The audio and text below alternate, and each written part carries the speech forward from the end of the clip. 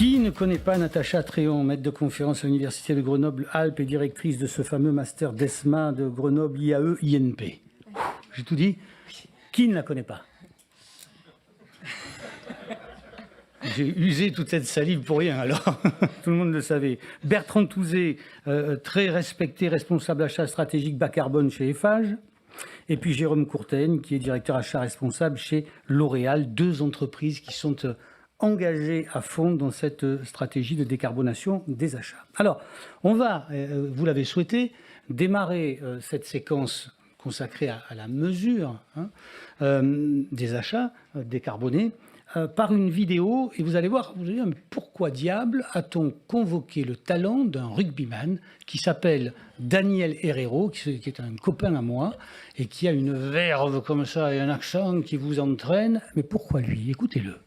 Le jeu de rugby, c'est un jeu légiféré. Il est né dans un état de droit, dans l'Angleterre industrielle, tu vois, et il a irradié le monde à partir de l'idée que si on a un certain nombre de lois, depuis 1841, on a 5 lois. En 1874, on en a 50, et maintenant on en a 5000. Il y en a 4900 de trop, peu importe, tu comprends l'idée. Mais il y a des lois, ce qui fait qu'on peut jouer le même à Hong Kong, au fin fond de la Patagonie ou au cœur du Botswana. Bien, ces lois-là, tu vois, font que, en rugby, on a décidé en 1830 que le hacking, on n'avait plus le droit.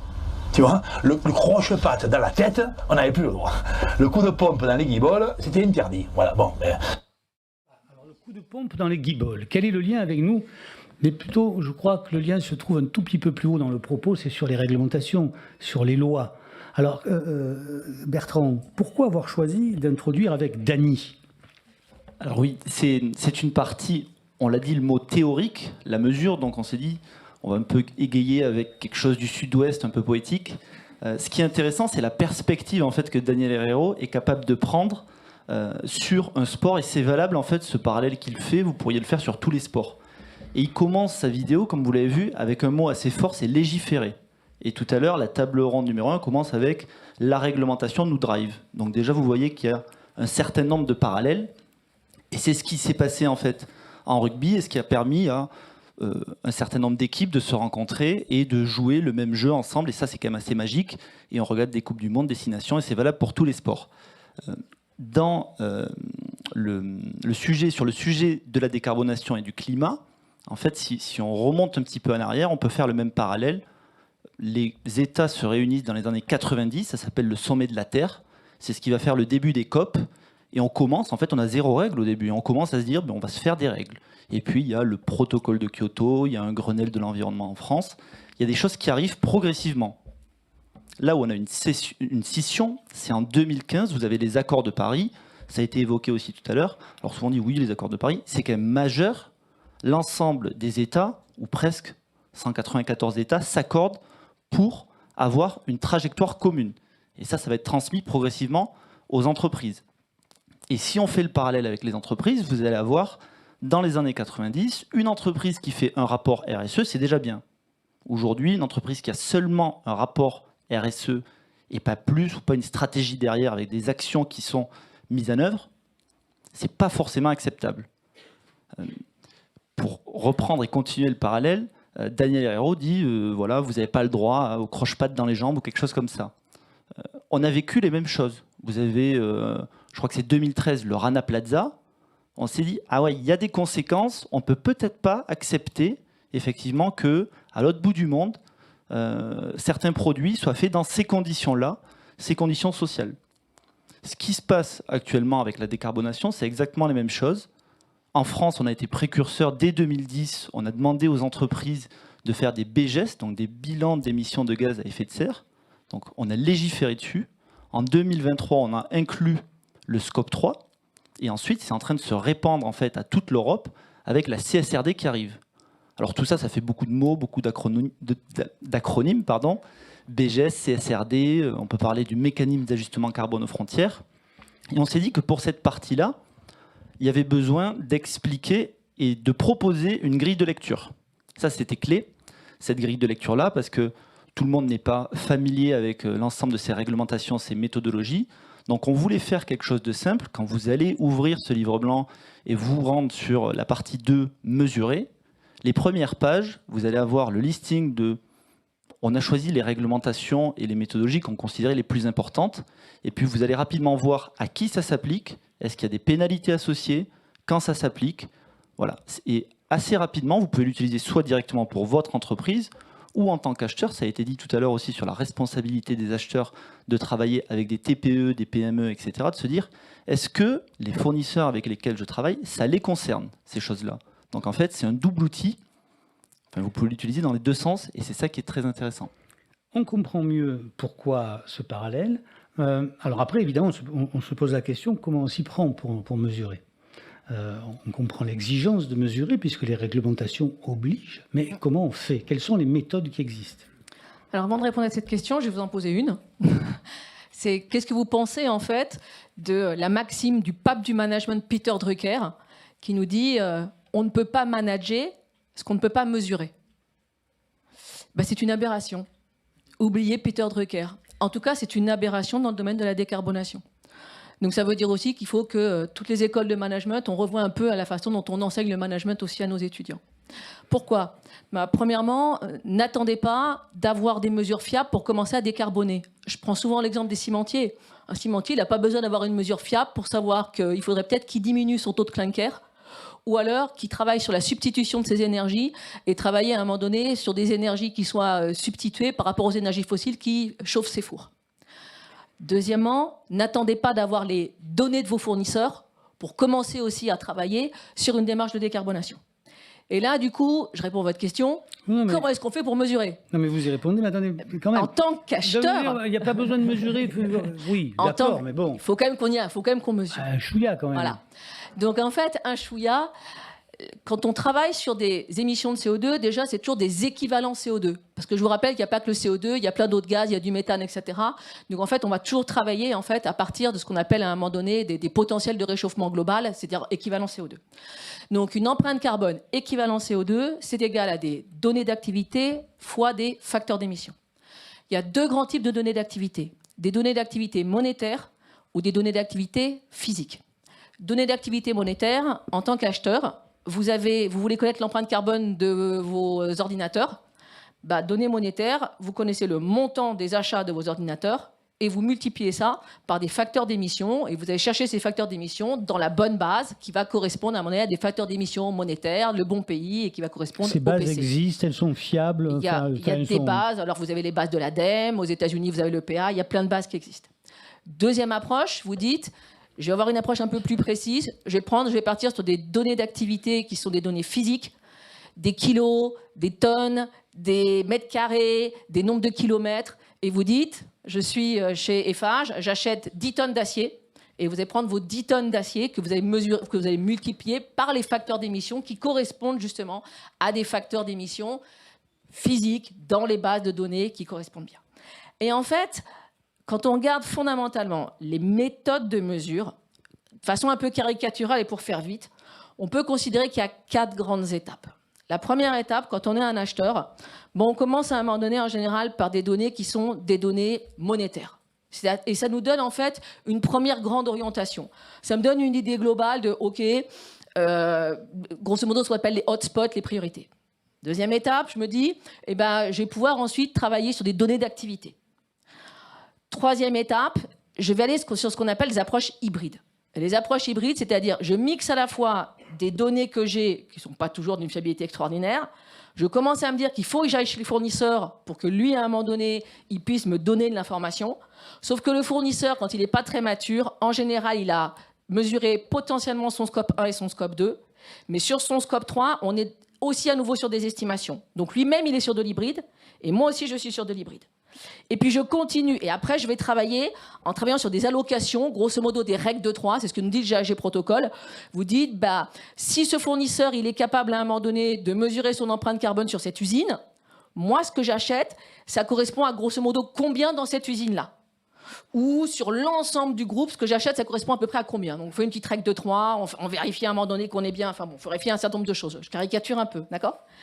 Et puis dernière étape, dernier niveau, où là, véritablement, je suis capable d'avoir les données produits pour chacun des produits que j'achète des fournisseurs à partir d'une analyse de cycle de vie du produit C'est-à-dire, on est d'accord, depuis l'extraction jusqu'à la fin de vie, sur l'ensemble, et là je suis capable, et le fournisseur est capable de me donner fondamentalement l'ensemble justement ça existe, de son et ça existe, et c'est tout à fait possible. Là je laisserai mon collègue le présenter ensuite comment est-ce qu'il a fait, donc ça c'est lui qui présentera.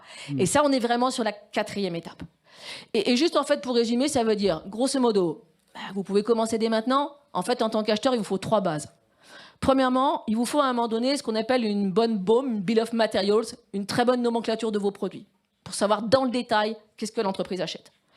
Deuxièmement, je suis désolé, on parle souvent du spend cube en achat, c'est-à-dire à un moment donné, c'est quels sont les montants que j'achète, les quantités, auprès de quel fournisseur, et bien sûr, qu'est-ce que j'achète. Et puis troisièmement, avoir accès aux bases qui correspondent en fait aux grandes bases des facteurs d'émission. Et donc, en une phrase, tout ce que je viens de vous dire, ça se résume en une phrase. L'action prime sur la perfection.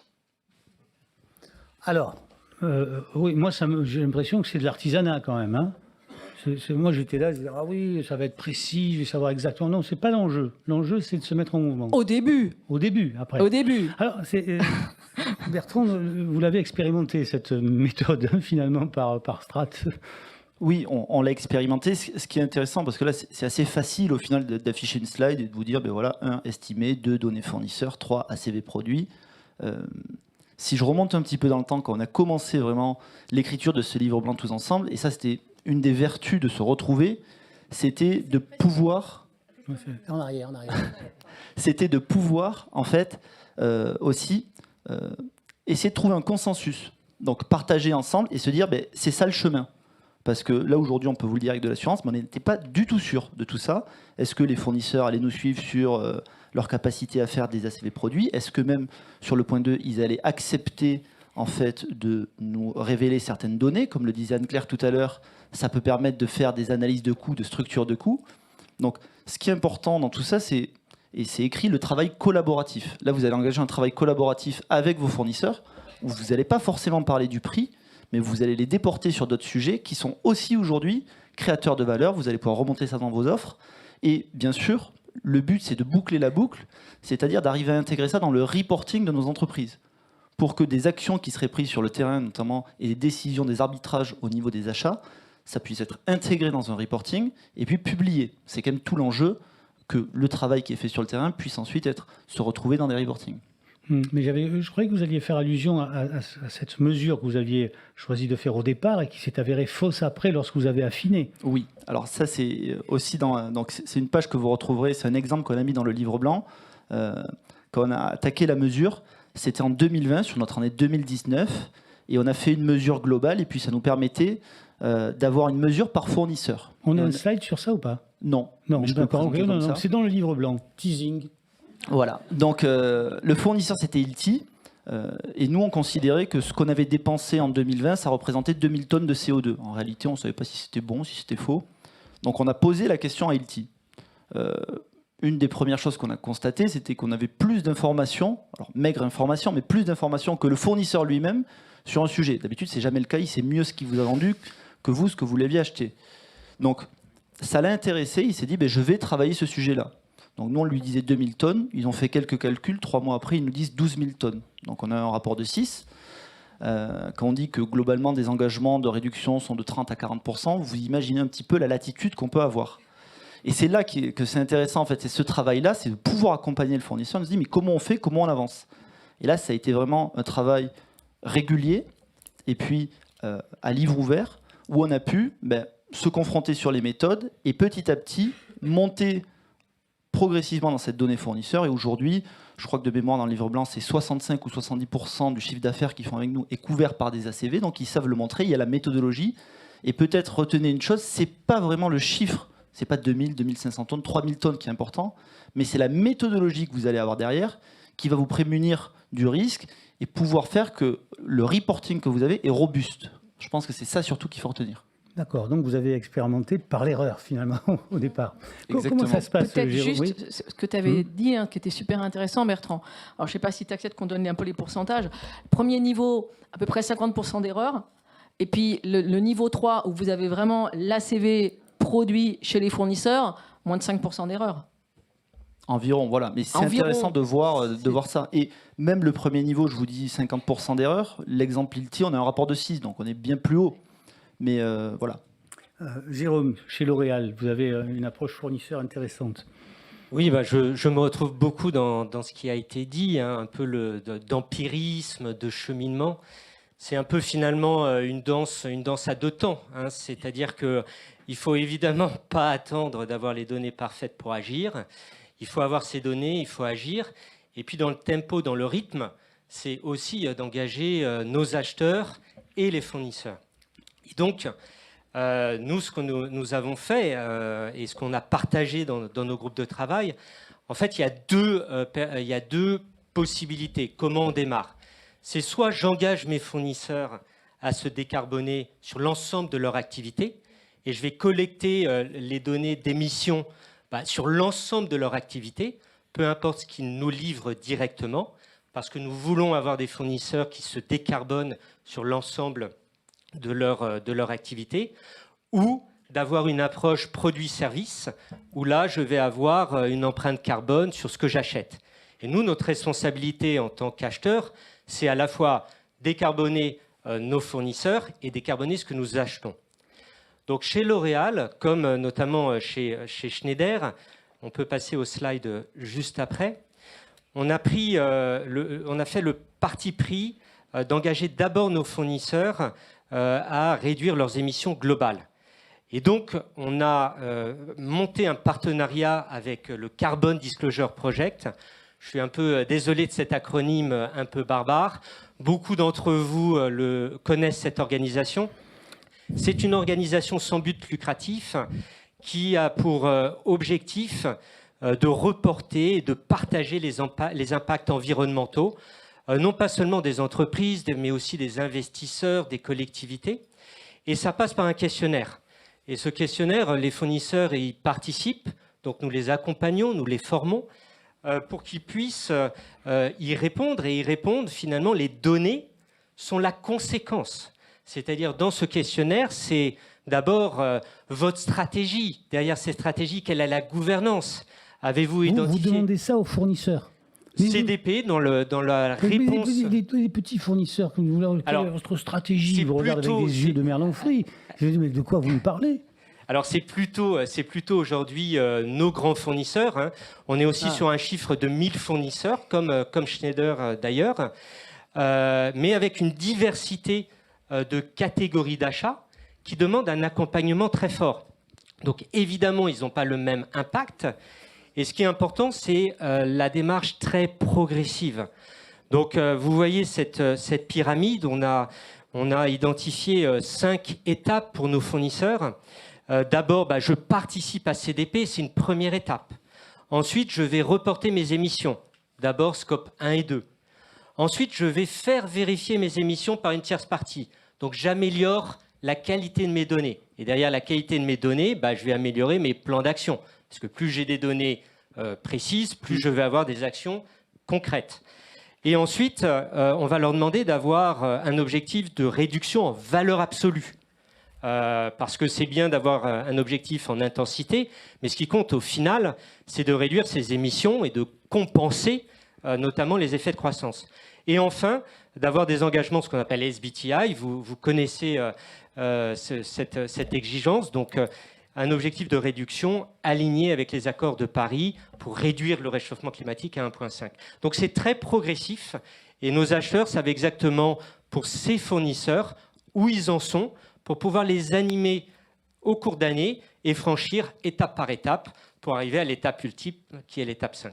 Pardon de revenir sur la question des PME et des TPE qui constituent quand même 95% du tissu économique de ce pays. Ils sont démunis par rapport à tout ça. Alors, certaines peut-être peuvent se livrer à cet exercice, mais les autres? Alors, sur la question des PME, effectivement, on parle de mesures avec des graphiques, des choses. Pour commencer, on le disait, on peut commencer vraiment par une mesure monétaire. Donc en fait, il suffit d'avoir Excel sur son ordinateur. Ça, je pense que toutes les PME aujourd'hui ou TPE ont une suite Office avec Excel.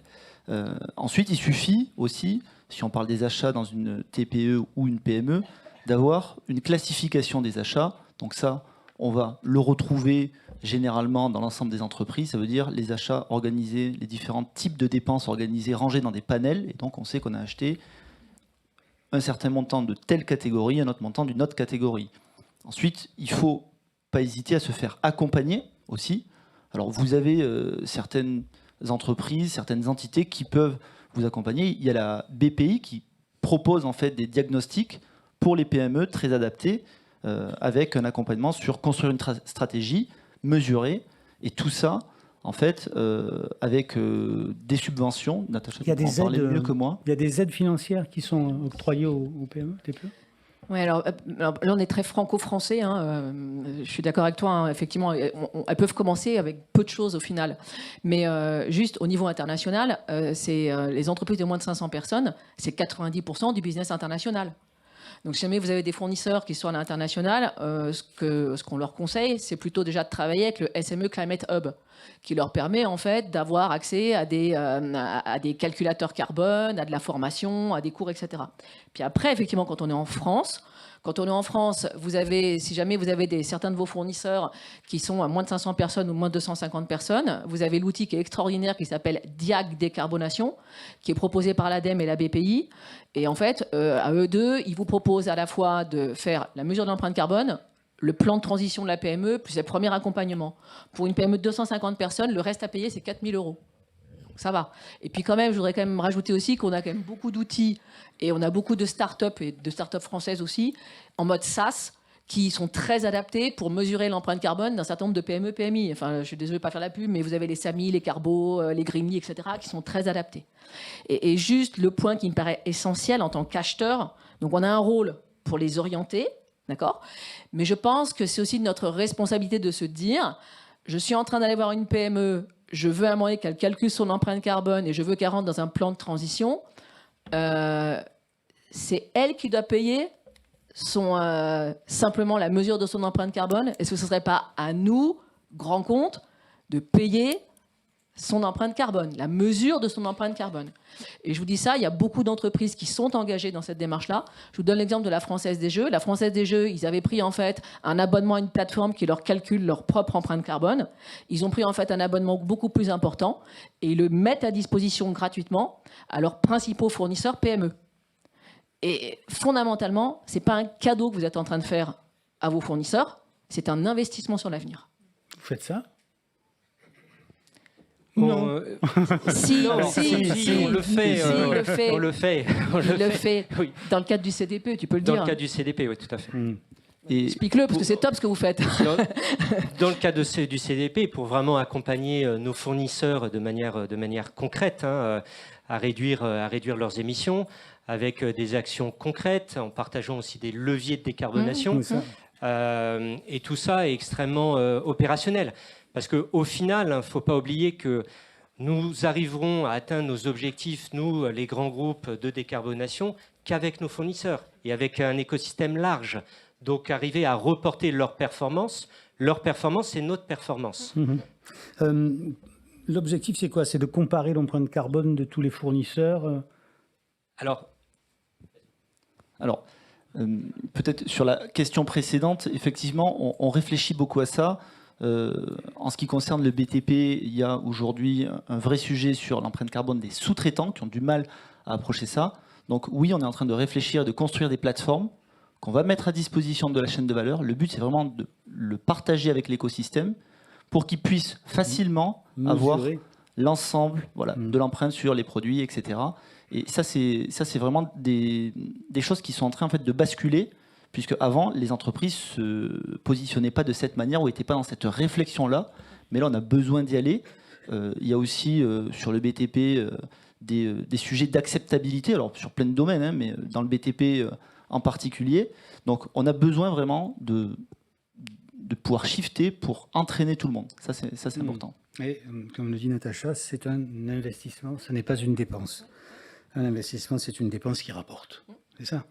On a parlé je ne sais plus, on avait prévu de parler des produits les plus émissifs. Oui. Et s'appuyer sur votre exemple. On a parlé de l'aluminium et du verre. Oui, alors pour partager aussi d'autres expériences dans notre groupe de travail, On a été très inspiré aussi par les expériences d'Eiffage ou de Saint-Gobain, là, avec une approche produit, de calcul des émissions au niveau de ce qu'on achète concrètement. Et donc, tout l'enjeu, c'est de se dire, en fait, il faut avoir des modes de calcul, des règles de calcul quand même partagées au sein d'une filière pour pouvoir comparer la performance entre tel et tel produit venant de différents fournisseurs. Et finalement, que ça devienne un critère de performance, donc de choix. Et si, par exemple, moi, sur ce verre, j'arrive à mettre du verre recyclé ou à l'alléger ou à basculer vers un fournisseur qui a un process décarboné, comment, au moment du choix, au moment de la consultation, de l'attribution du business, ça devient un critère décisif. Donc nous, on y arrive, on va lancer des pilotes sur justement les catégories les plus émissifs et derrière aussi pouvoir travailler plus largement au sein de cette filière pour que nos concurrents puissent aussi avoir la même approche et que ça devienne un indicateur de performance. Ça c'est un sujet qui tient à cœur Natacha, l'approche de la mesure par filière. Oui. Mais en fait, ça rejoint typiquement ce que dit Jérôme. En fait, chez L'Oréal, ils se sont dit, le nerf de la guerre, quand on arrive à un certain niveau de maturité, d'accord, c'est de dire maintenant, je veux être capable de pouvoir comparer entre deux fournisseurs. Si on veut être capable de pouvoir comparer entre deux fournisseurs, là se pose une vraie problématique de fiabilité de la donnée. Or, quand on regarde ce que fait L'Oréal, ils disent je vais aller demander à une tierce partie d'aller vérifier les choses. Ça, c'est une première possibilité. Vous avez toute une liste de tierces parties qui sont accréditées par rapport à ça. Vous allez sur le site de CDP, vous avez toute la liste de plein d'entreprises qui sont accréditées, dont Schneider Electric qui peut vous faire à un moment donné de l'audit. Je dis ça pour Christophe Kécampois, qui passera après. Deuxième approche, en fait, et c'est à mon sens la plus intéressante, c'est le fait de dire, on se rend compte qu'il faudrait qu'on ait des règles par filière et par secteur qui soient homogènes sur comment est-ce qu'on fait pour calculer l'empreinte carbone par produit. Oui, effectivement, il y a des normes internationales. Vous avez l'ISO 14040, l'ISO 14044 pour l'analyse du cycle de vie. Et l'analyse du cycle de vie, c'est essentiel pour travailler sur l'empreinte carbone des produits. Quand vous prenez deux fabricants de polymères, en fait, il n'y en a aucun qui aura exactement la même approche pour calculer l'empreinte carbone de son produit. Donc ça veut dire que, in fine, en tant qu'acheteur, je ne suis pas capable fondamentalement de pouvoir comparer les choses. Il est essentiel qu'au sein de même filière, on se mette d'accord, producteurs, fournisseurs, distributeurs, acteurs, influenceurs, etc., l'ensemble des parties prenantes d'une filière se mettent d'accord ensemble sur des grandes règles et sur des grandes mesures. Et je voudrais vous donner deux exemples. Le plus connu, c'est celui à un moment donné de Together for Sustainability, qui est dans le domaine de la chimie, où en fait, là, ils se mettent d'accord non seulement sur des mesures en termes d'empreinte carbone des produits, mais ça va bien au-delà. Ça va concerner l'empreinte environnementale, donc tous les aspects de biodiversité, d'eau, etc. Mais ça concerne aussi tout ce qui est impact social, traçabilité des supply chains, impact social, etc. Tu parlais des problématiques du Rana Plaza, on est typiquement ces problématiques-là. Et puis le deuxième, c'est la Global Battery Alliance, parce que c'est au niveau mondial. Et en fait, vous avez plus de 150 entreprises qui se sont mises ensemble et qui disent « OK, comment est-ce qu'on fait pour mesurer l'empreinte carbone d'une batterie ?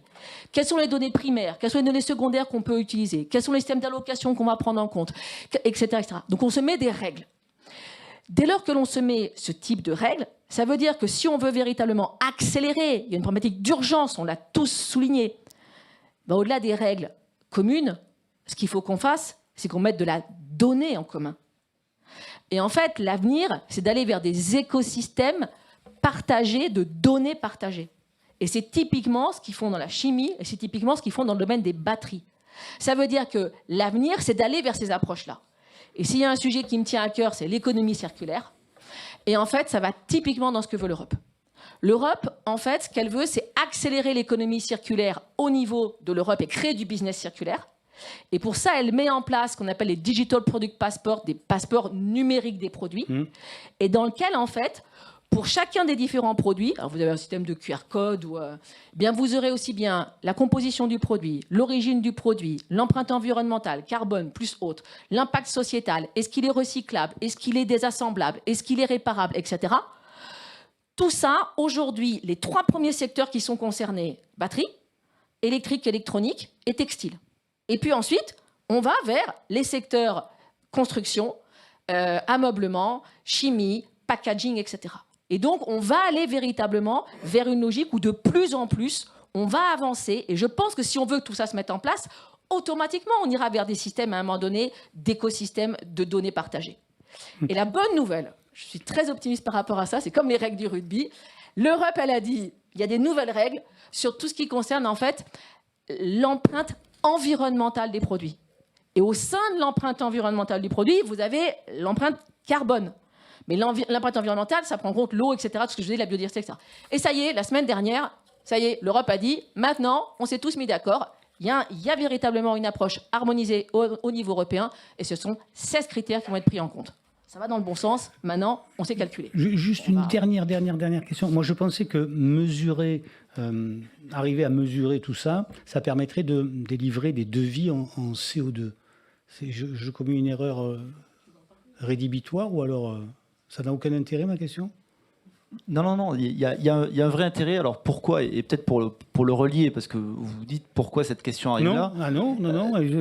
Pour moi, c'est que on a mesuré, ça va permettre. Aujourd'hui, on a mis en place, c'est mis en place du reporting extra-financier. C'est important de le préciser quand même. On parle de extra-financier. Donc pendant un certain nombre d'années, les entreprises ont juste été objectivées sur leur reporting financier. Maintenant, c'est extra-financier. Donc on vient. Et on ne parle pas de reporting environnemental ou social, on parle d'extra-financier. Donc c'est encore très lié aux euros.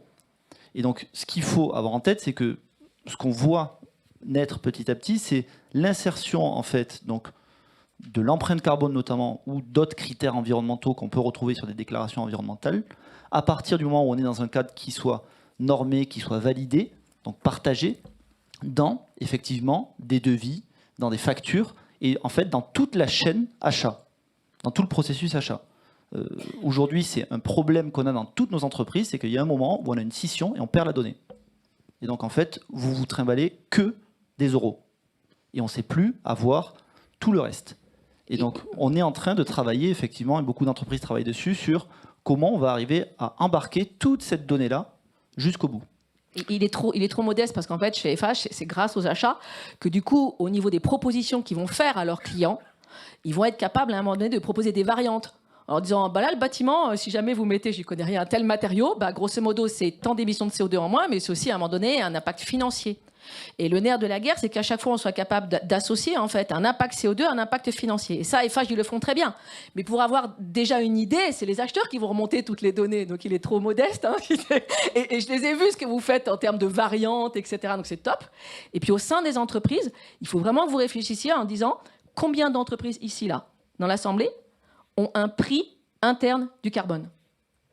Le nerf de la guerre, c'est d'avoir un prix interne du carbone. Qu'est-ce que c'est qu'un prix interne du carbone ? Ça veut dire qu'on va se donner en fait une valorisation en interne au sein de l'entreprise pour être capable de faire de meilleurs choix en termes d'investissement, les CAPEX, et de l'autre côté, en termes à un moment donné de choix plutôt au niveau des charges d'exploitation. Par exemple, quand vous prenez chez Saint-Gobain, ils vont avoir 2 prix internes du carbone. Un qui va concerner en fait les grands projets d'investissement et un qui va concerner les charges d'exploitation assez classiques. Et on va pas les valoriser de la même façon. Pourquoi est-ce qu'on a ça ? Parce qu'en fait, ça va nous aider à faire des choix. Et donc, ça veut dire qu'on va être capable de dire, tiens, cette bouteille en plastique, c'est tant d'émissions de CO2. Ouais, mais moi, par exemple, la tonne carbone en interne, je la valorise à 100 €. Bah, ça me donne un coût complet carboné. Et quand je vais passer devant ma direction générale pour leur dire « mais tiens, il faudrait peut-être qu'on change de fournisseur, tiens, il faudrait peut-être à un moment donné qu'on fasse un investissement », je suis capable en plus de parler, pas simplement en termes d'impact CO2, mais je suis capable de parler en termes d'impact carbone et de choix d'investissement. Et c'est ça l'avenir. Si véritablement on veut que ça change, il faut que dans chaque entreprise, on valorise le prix de la tonne carbone.